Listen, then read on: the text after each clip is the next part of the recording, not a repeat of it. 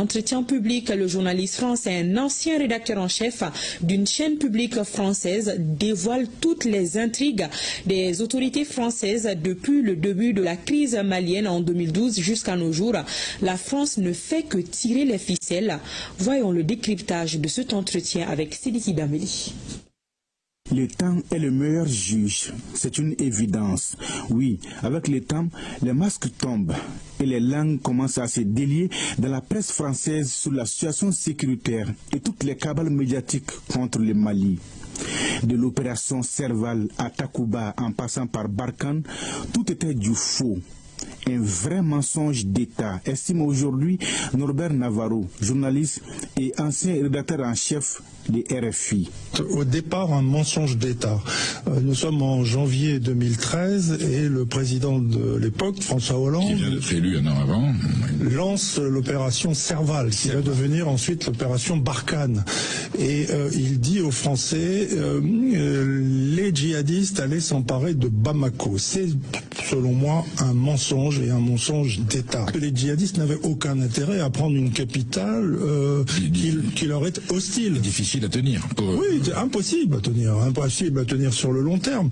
Et deuxièmement, parce que les djihadistes avaient un autre but de guerre lorsqu'ils sont passés à l'offensive et qu'ils ont été arrêtés par les parachutistes français. C'était la piste de l'aérodrome de Sévaré. Alors là, oui, ça, ils la voulaient et leur ambition était probablement de couper le Mali en deux et de créer un État dans le nord du Mali avec des alliés de fait. La France a été chassée par les 3 pays de l'AIS, mais elle n'est pas allée loin.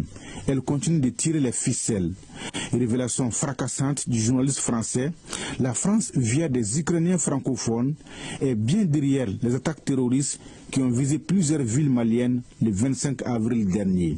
On a appris que l'opération coordonnée menée par les djihadistes contre le Mali, et qui, moi, m'a rappelé une autre opération en 2002, celle des rebelles qui avaient attaqué la Côte d'Ivoire avec plusieurs foyers en même temps, eh bien, cette opération, elle a été coordonnée par des supplétifs ukrainiens francophones qui ont aidé ces gens-là avec l'assentiment dit Malbruno. Et je pense que c'est une bonne source des services français. Autrement dit, on a aidé une opération qui a servi les djihadistes. Plus on avance, plus la France se dévoile encore. Son objectif est clair, reprendre coûte que coûte le contrôle des 3 pays de l'AIS qui ont rompu les amarres avec elle et garder la mainmise sur le franc CFA. L'intérêt, c'était d'essayer de reprendre le contrôle de 3 pays qui ont défroqué. Qui nous avaient échappé. Exactement, le Burkina Faso, le Mali et le Niger.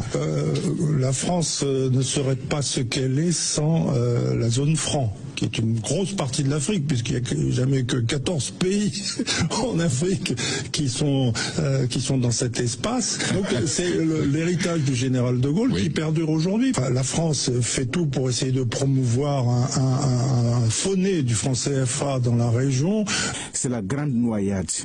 Loin du discours politique de l'Élysée, la réalité est tout autre à Bamako, Niamey et Ouaga. La vérité sur la cabale médiatique contre le Mali éclate au grand jour et la mèche est vendue par ces mêmes troubadours qui faisaient la pie hier sur leurs antennes de propagande. Notre cause est noble, l'AIS avance.